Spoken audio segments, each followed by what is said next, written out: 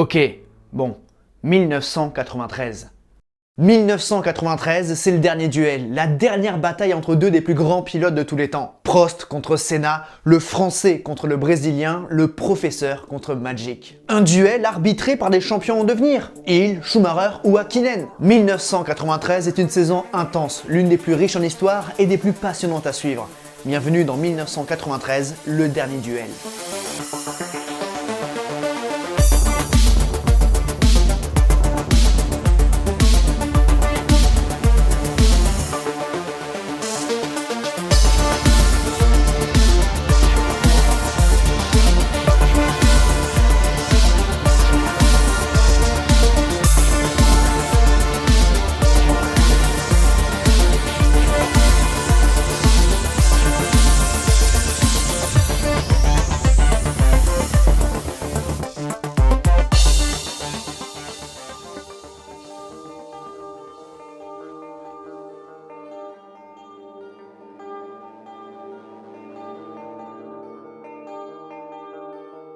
Tout commence par de l'agitation.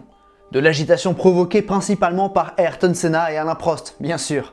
Fin 1991, après une deuxième saison désastreuse avec Ferrari, la Scuderia se sépare avec effet immédiat du Français au terme du Grand Prix du Japon. Un Grand Prix où Alain a subi beaucoup de problèmes avec sa direction imprécise et terriblement lourde. Tellement lourde qu'il aurait fallu des bras de camionneur pour amener cette Ferrari. Des propos qui sont issus d'une interview qui a été censurée de suite, si tant est qu'elle ait existé, c'est très mystérieux, et qui ont fait beaucoup de mal à Prost. Et cela donne un argument suffisant à Ferrari pour se débarrasser de leur pilote. Vainqueur de 3 championnats et 44 courses, Alain Prost est donc sans volant et l'intersaison 91-92 est agitée. Renault souhaite renouer ses liens avec le Français et ce dernier se rapproche de 2 équipes. Tout d'abord, Ligier et un fantasme bleu-blanc-rouge voient le jour. Mais Alain ne compte pas sérieusement s'engager avec l'écurie de Guy et regarde plutôt du côté de Didcot. Depuis 1989, Williams est propulsé par des moteurs du Losange et en 90, l'écurie de Frank s'est positionnée en potentiel top team. De plus, avec une équipe technique composée de Patrick Head, Adrian Newey et Padillo, entre autres, il y a beaucoup d'espoir et 91 a démontré que Williams était bel et bien de retour. Peu à peu, ils ont pris le pas sur McLaren et 92 s'annonçait idyllique avec une évolution majeure, la suspension active. Nigel Mansell et Riccardo Patrese ne pouvaient pas être limogés de la sorte et le Français a donc passé un an sur la touche en attendant 1993. Et il faut dire qu'il y avait de quoi être ambitieux car cette saison est outrageusement dominée par Williams et Mansell. L'Anglais remporte 8 des 10 premières courses de la saison et décroche enfin le titre mondial avant de prendre une 9e et dernière victoire au Portugal. Au Japon, Patrese prend la 10e de Williams en 92. Depuis la touche, Alain a très vite compris qu'il pouvait jouer un nouveau titre dès 1993 et son contrat avec Williams n'était plus qu'un secret de polichinelle. J'ai donc signé, c'est officiel maintenant pour 2 ans dans l'écurie Williams Renault Elf et à partir de maintenant on essaie de ne parler que de sport. Un contrat de 2 ans avec en plus un droit de veto pour le choix de son équipier. Et bien sûr, Alain fait savoir à Frank qu'il ne veut pas être associé à Ayrton Senna. Du côté du Brésilien, 1992 est terriblement compliqué. L'année précédente, McLaren avait déjà perdu de la vitesse. L'écurie de Ron ne peut offrir à son champion brésilien une voiture apte à concurrencer l'écrasante Williams. De plus, les moteurs Renault sont maintenant supérieurs à ceux de Honda. Une saison difficile où le triple champion du monde ne prend que 3 victoires. Cette bataille pour la 3e place désole Senna qui critique vivement les avancées technologiques de la Williams qui, selon lui, dévalorise le pilotage. Pourtant, en compétiteur, il fait tout son possible pour rejoindre Williams dès 93, mais se heurte au refus de son plus grand rival. En réalité, Frank Williams aimerait voir Ayrton piloter ses voitures, mais grâce à Renault et Elf, Alain a obtenu ce droit de veto. Ainsi, Williams a les mains liées. Senna en a marre. En plus, Honda doit se retirer au terme de la saison 92 et McLaren doit trouver un motoriste. Alors, le Brésilien s'énerve et la tension monte entre les deux cadors de la F1. Les deux se critiquent par presse interposée et au Portugal, Williams officialise Alain Prost pour 93 tandis que Mansell est, lui, poussé vers la sortie. C'en est trop pour Ayrton qui se lâche après la course en conférence de presse. The one thing all I would say is that this is supposed to be a World Drivers' Championship. We had 2 fantastic championships, sport championships, last year and this year. And we had, in my opinion, 2 very bad ones in 89 and 1990. And they were a consequence of unbelievable politics going on and a bad behavior by some people. It's impossible to accept somebody to come to a team February in the year with a signed contract, Vito, myself and himself too. And eventually they change his side, but stay with the Vito and myself. And I think if Prost wants to be called the sole champion, 3 times world champion, come back in a sportive way, maybe win another championship, he should be sportive. The way he's doing, he's behaving like a coward. And if he wants to be sportive, he must be prepared to race anybody at any condition at equal terms, and not the way he wants to win a championship. Everything has been laid down to him before you start. It's like if you go in a 100-meter sprint and you want to have running shoes, and everybody else should have lead shoes. That's the way he wants to race. This is no racing, and this is bad to all of us. Voilà, alors Ayrton Senna très mécontent, vous l'entendez, et puis il vous taille un sérieux costard là, Alain. Alors est-ce que vous êtes un lâche? Premièrement, je suis pas un lâche, il le sait très bien. Je pense que j'ai été très réglo avec lui et avec tous les pilotes sur la piste et en dehors de la piste. Et peut-être même trop réglo d'ailleurs avec lui. Il y a 2 manières de répondre à ce genre d'attaque. Mais une manière peut-être calme, une manière dérisoire, et puis une manière un peu plus dure. Et aujourd'hui, malheureusement, je suis obligé de répondre d'une manière un peu plus dure, et après, ce sera fini. Car pour moi, Ayrton Senna est un enfant qui veut toujours le jouet du voisin. Je crois que la déclaration de Patrick Faure et de Frank Williams a été claire. Ils n'ont pas l'intention de mettre 2 pilotes dans une équipe. Pilotes qui savent très bien, impossible la cohabitation. Quand même se rappeler que Senna, il y a 2 ans, a dit qu'on allait se disputer le championnat d'une manière loyale. Et qu'au Japon, il m'a sorti volontairement au premier virage. Il a dit que c'était pas vrai, et une année après, il est revenu sur ses déclarations. Donc pour moi, tout Senna, c'est tout là. Aujourd'hui, il fait rire le paddock.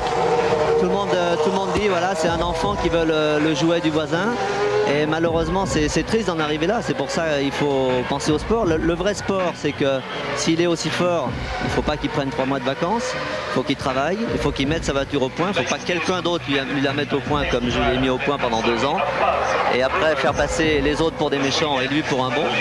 S'il a un moteur Renault dans sa McLaren, je serais ravi. Et on pourra lutter à armes égales, aussi bien talent pilote que metteur au point, sur la piste l'année prochaine. C'est le seul défi que je lui lance. Ouais, c'est tendu. Et comme bien souvent, les propos de Senna font plus de bruit que ceux de Prost. Et donc avec ce contrat, l'image de Prost en a pris un coup. Nuançons tout de même cette histoire, car Ayrton Senna a déjà refusé un équipier par le passé. En 1986, Peter Warr, le patron de Lotus, voulait placer Derek Warwick aux côtés d'Ayrton dans la voiture noire et or, mais le Brésilien a catégoriquement refusé. Ainsi, c'est Johnny Dumfries qui a été choisi. De plus, durant leur cohabitation chez McLaren, Prost s'est peu à peu fait prendre sa place au soleil en interne. Naturellement, plus fédérateur et déjà en très bon terme avec Honda dès son arrivée en 88, Senna avait davantage d'attention et de soutien face à son voisin de garage. Une scission au sein même de McLaren qui a conduit à une escalade des tensions. Et Prost ne veut plus revivre cela. Senna est vexé et se retrouve au cœur de l'agitation durant l'intersaison 92-93.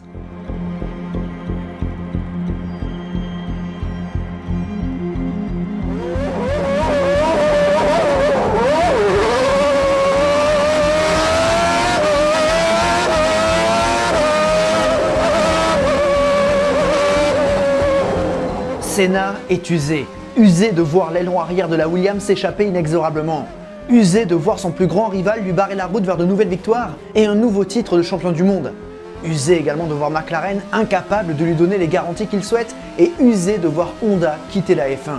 Ron Dennis, lui, veut évidemment garder Senna et cette situation ne l'amuse pas. Dès que le motoriste japonais lui a fait savoir que la collaboration allait s'arrêter en fin d'année, l'anglais s'est mis à prospecter. Alors, Ron a visé directement le meilleur moteur de la grille, le Renault. À la base, Williams avait un contrat d'exclusivité, mais ce dernier a volé en éclats durant l'année 90, lorsque Guy Ligier et ses amis haut placés ont réussi à obtenir des moteurs du losange pour 92. Alors, Ron a envisagé de racheter Ligier afin de s'offrir les moteurs Renault.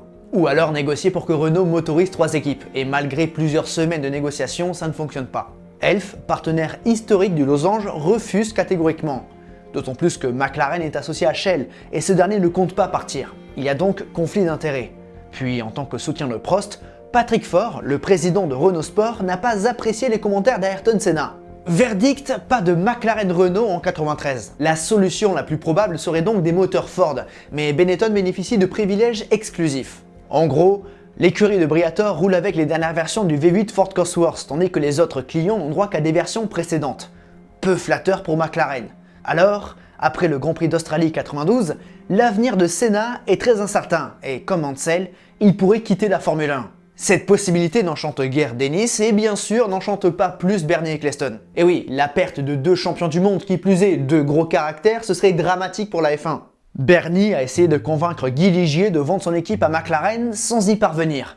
Dorénavant, il essaie de racheter le contrat liant Nigel Mansell à Newman Haas, l'une des meilleures écuries d'IndyCar, là où doit évoluer le moustachu en 93 afin de le garder en Formule 1. L'IndyCar, c'est d'ailleurs là que Senna envisage d'aller, le temps d'avoir la possibilité, le droit d'aller chez Williams. La fuite de Senna aux États-Unis est une réelle possibilité.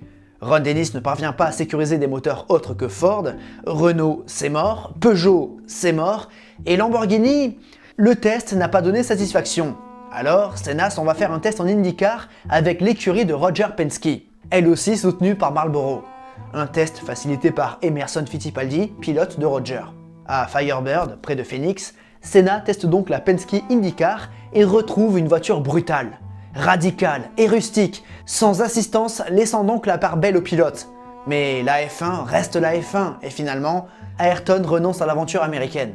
De son côté, Dennis a recruté le prometteur finlandais Mika Häkkinen dans l'éventualité où Senna partirait.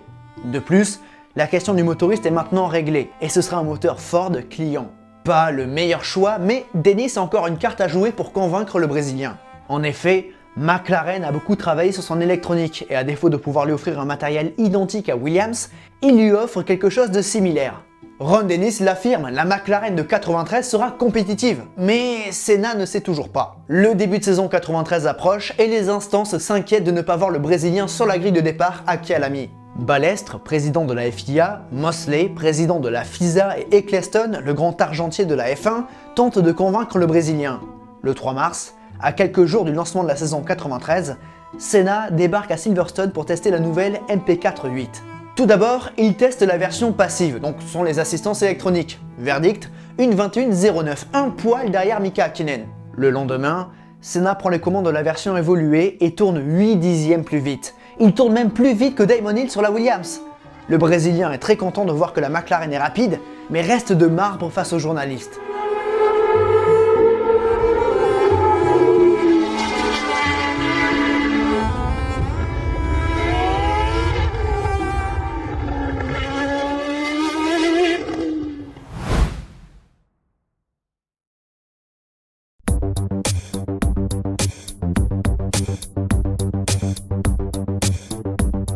On commence notre tour des engagés de 93 par les top teams et par l'équipe champion du monde en titre, Williams-Renault. Pour la première fois depuis 1973, le champion en titre n'est pas sur la grille. Nigel Mansell est donc parti à la conquête de l'Ouest et l'écurie de Frank se retrouve avec un tout nouveau line-up. Bien évidemment, Prost est le leader et le grandissime favori de la saison. Un seul objectif, prendre son 4e titre mondial. Il dispose du plein soutien de Renault. À ses côtés, Damon Hill, le fils de Graham, double champion du monde 62 et 68. Le Britannique, âgé de 33 ans, est parvenu à se qualifier 2 fois en 92 au volant de sa Brabham. Il connaît bien Williams car il est l'essayeur depuis plusieurs années. De plus, il devient le 2e pilote de l'histoire à porter le numéro 0. Si Damon a le soutien de Patrick Head, Frank est plus réservé à son sujet et Hill va devoir convaincre beaucoup de monde. Avec la FW15C, meilleure voiture qui a reçu pas mal d'évolutions et un moteur Renault offrant 780 chevaux, il devrait pouvoir se mettre en valeur. Chez McLaren, l'incertitude règne et le seul certain d'être à Kyalami est l'américain Michael Andretti. Fils de Mario et champion d'IndyCar en 91, Michael espère réaliser des débuts corrects en F1. À ses côtés, c'est Mika Häkkinen qui est inscrit dans la McLaren numéro 8. Après 2 bonnes saisons chez Lotus, Mika a enfin une occasion de se montrer en haut de la grille et pourrait devenir le futur de McLaren. Maintenant, si Senna a décidé de poursuivre, le Finlandais serait relégué au rang de 3e pilote. Par rapport à Benetton, le moteur Ford de McLaren ne dispose pas du rappel pneumatique des soupapes et est donc une version antérieure. Malgré tout, il devrait pouvoir se défendre avec pas mal d'évolutions côté châssis et électronique. À voir si ce sera suffisant pour concurrencer Williams. Depuis 1990, Benetton fait partie des top teams, mais l'écurie de Flavio Briatore doit encore briser un plafond de verre afin de véritablement pouvoir jouer les victoires et les titres. Avec une équipe technique composée de Rory Byrne et Ross Brown et une nouvelle usine à Henston, il y a de l'espoir. La B193 reçoit beaucoup d'évolutions sur le plan électronique et pourrait s'avérer être une menace pour les victoires. Pour cela, Briatore compte sur sa pépite et révélation de la saison 92, Michael Schumacher. 3e du championnat l'an passé et vainqueur de son premier Grand Prix en Belgique, l'Allemand est à surveiller de très près. Certains le considèrent même comme le principal adversaire de Prost. À ses côtés, Riccardo Patrese a trouvé refuge chez Benetton après 5 saisons chez Williams. L'Italien entame sa 17e saison et devra prouver qu'il est encore au niveau. Son expérience parle pour lui, mais on ne donne pas cher de sa peau face à Schumacher. Dernier top team, quoique ce statut soit remis en question après une campagne 92 catastrophique, Ferrari. Les rouges sombrent depuis 90. Le retour de John Barnard donne un petit peu d'espoir, mais il faudrait une restructuration plus en profondeur pour revoir les rouges au sommet. Le gros du travail de la FA 93, arborant une livrée avec pas mal de blanc, a été fait sur la correction des défauts de la version de 92. Jean Alesi, de loin le meilleur pilote en 92, espère pouvoir décrocher sa première victoire en Grand Prix avec la Scuderia D93, mais il faudra surveiller de près le retour de Gerhard Berger à Maranello. Après 3 saisons aux côtés de Senna où l'Autrichien s'est fait beaucoup bousculer, il doit servir de point d'appui à Ferrari pour revenir au sommet. Mais il y a beaucoup de travail. Passons au midfield avec Lotus. La 5e place du championnat constructeur est miraculeuse car Lotus souffre avec son budget. Depuis la perte de leur sponsor Camel en fin d'année 90, l'écurie de Peter Collins lutte pour survivre. Grâce à un duo Hakkinen-Herbert pour le moins très convaincant, l'écurie anglaise a scoré pas mal de points et espère faire de même en 93 malgré la perte du Finlandais.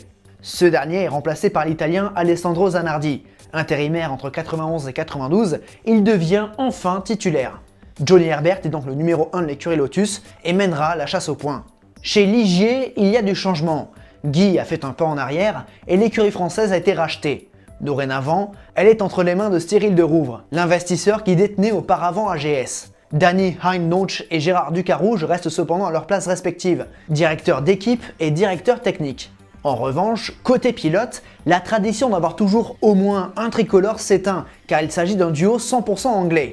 Martin Brundle, toujours rapide et ayant bien résisté à Schumacher l'an passé chez Benetton, ainsi que Mark Blundell, vainqueur des 24 heures du Mans 92, ancien essayeur de Williams et McLaren, il est un grand espoir. Avec les moteurs Renault, les ambitions sont grandes pour les Bleus qui espèrent revenir sur les devants de la scène. Chez Footwork, à Rose pour les intimes, l'arrivée d'un V10 Honda préparé par Mugen donne de l'espoir, mais la situation n'est pas si tranquille. La nouvelle voiture a du retard et connaît beaucoup de soucis. À 39 ans, Derek Warwick fait office de leader pour son retour en F1. Espérons que son passage en endurance avec Peugeot l'a galvanisé, avec notamment le titre 92 et la victoire aux 24 heures du Mans. Il reste cependant une interrogation. À ses côtés, Aguri Suzuki. Auteur d'un podium miracle chez lui en 90, Suzuki est capable de réaliser de bonnes performances, mais il manque de régularité. Sa saison 92 a d'ailleurs été très compliquée, mais sa présence est précieuse car gage de sponsor pour l'écurie. Un peu plus en difficulté, nous avons Tyrrell.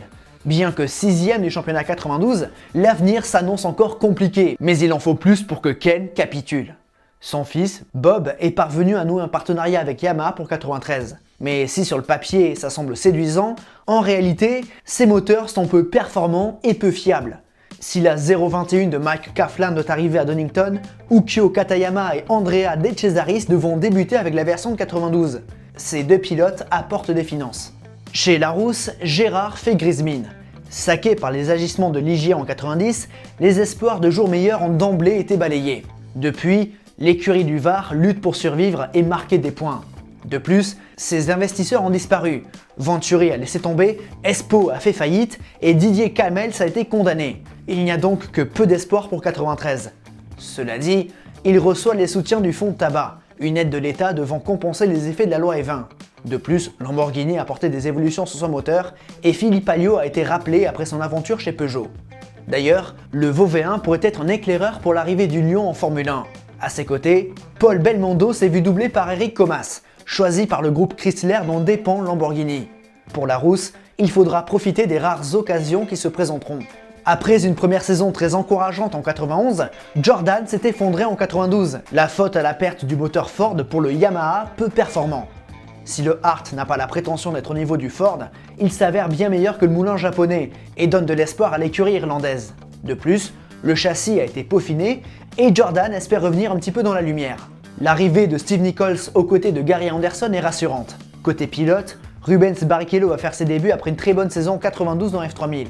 Adoubé par Senna, beaucoup pensent que Rubens est le successeur d'Ayrton.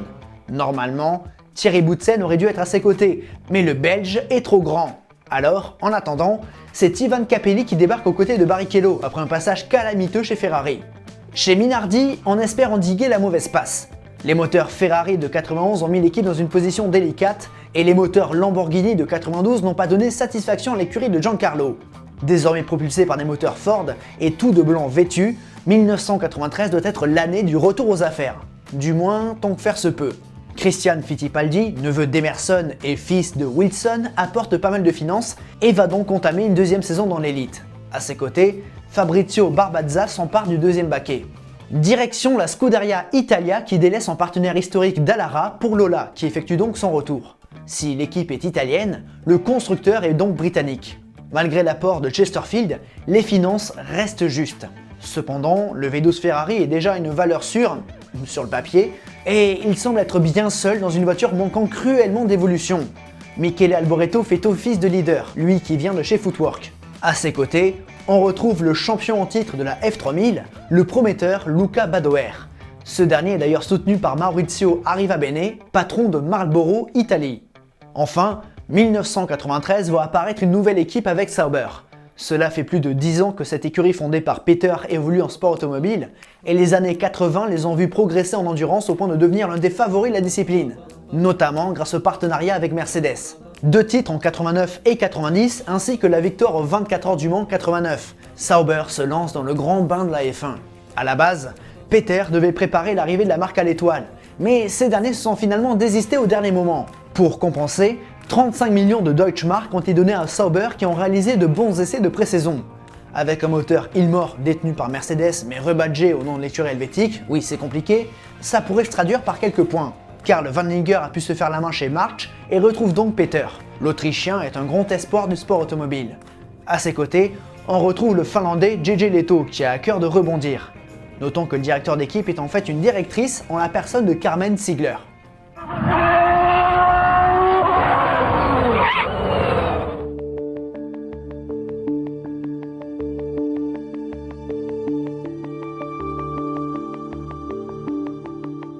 La question de l'électronique et des coûts qu'ils engendrent est au cœur des débats depuis plusieurs mois. Briatore mène la charge et se place en défenseur des petits qui sont naturellement plus vulnérables à cette envolée. S'il est évidemment trop tard pour changer les règles de 93, 1994 pourrait donc voir la F1 se transformer. Mais vous vous en doutez, Flavio ne fait pas tout ça sans arrière-pensée. En réalité, il veut stopper l'hégémonie Williams. Bien sûr, Frank est résolument opposé à ces interdictions et paradoxalement, son principal allié n'est d'autre que Ron Dennis.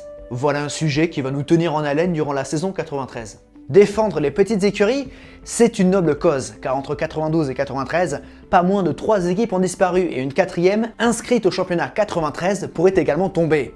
Tout d'abord, nous avons Andrea Moda, qui a fait couler beaucoup d'encre durant la saison 92. Cette fantasque écurie italienne d'Andrea Sassetti fait même jurisprudence, car Bernie ne veut plus avoir affaire de tels projets farfelus.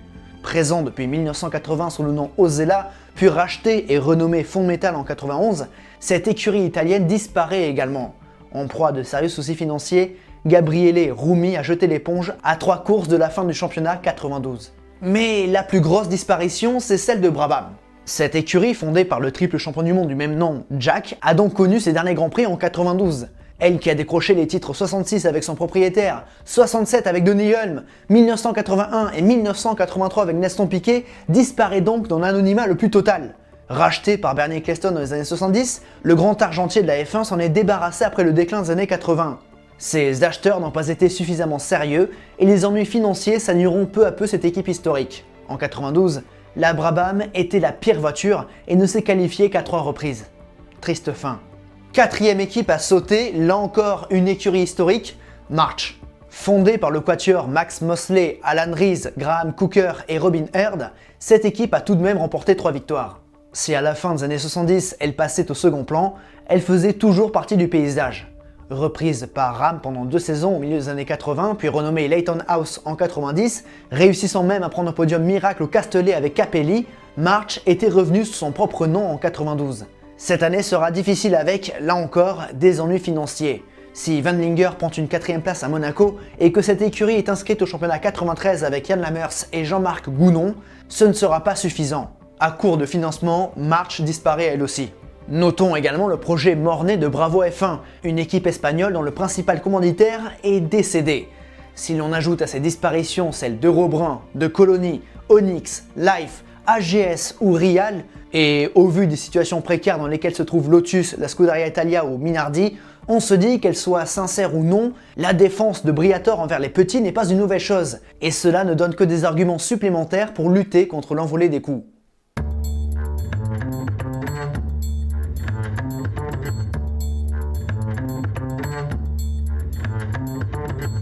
« 1994 pourrait donc voir beaucoup de changements sur le plan technique, et en attendant, 93 entame le processus. Du côté des carburants, ils sont davantage contrôlés et se rapprochent de ceux du commerce. De plus, la F1 veut faire des économies. Ainsi, la location des pneus par week-end diminue et ces derniers passent de 18 à 15 pouces. Les équipes s'attendent à dégrader davantage. Notons que Goodyear est le manufacturier unique. La largeur des monoplaces est réduite de 15 cm et l'aileron arrière est légèrement abaissé. Et oui, au premier regard, on dirait que les monoplaces de 93 sont identiques à celles de 92, mais pas du tout. Et ces changements ne sont pas à prendre à la légère. Côté règlement sportif, ça évolue un petit peu. Par un plus faible nombre d'engagés, on y reviendra, il n'y a plus de séance de préqualification. En fonction des places disponibles le dimanche, un pilote pourrait être éliminé à l'issue des qualifications. Les essais du matin ne feront plus que 90 minutes et débuteront à 9h30. Quant aux séances de qualification, ces derniers ne feront plus que 45 minutes avec un quota de 12 tours alloués. Tout ceci dans le but de rendre télévisuellement plus rentables ces séances. Enfin, le dimanche matin, les pilotes qualifiés auront un warm-up de 15 minutes. Comptablement parlant, c'est plus simple que lors de nos précédentes revues de saison. En effet, depuis 91, le barème de points a changé. Tous les résultats comptent et la victoire apporte dorénavant 10 points. La saison va donc s'écrire sur 16 rendez-vous répartis sur 6 continents. Tout commence en Afrique du Sud le 14 mars et tout se terminera à Adélaïde en Australie le 7 novembre. Mais au moment de partir pour Kyalami, il y a encore beaucoup d'incertitudes. On ne sait toujours pas qui pilotera la McLaren numéro 8, et il se trouve qu'il y ait des ennuis d'engagement du côté de Prost et de Williams-Renault. Mais ça, c'est pour le prochain épisode.